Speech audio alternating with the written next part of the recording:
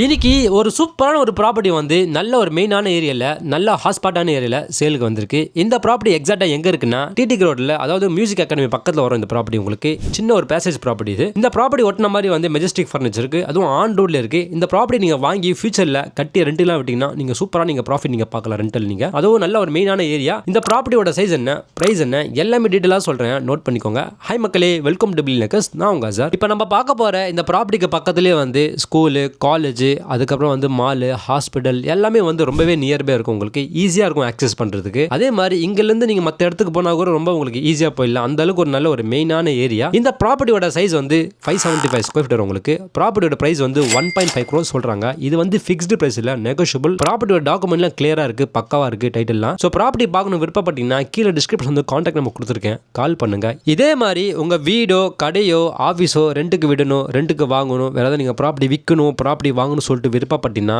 எங்களை கால் பண்ணுங்க. நாங்கள் உங்களுக்கு கைட் பண்ணுவோம் உங்களுக்கு. தேங்க்யூ.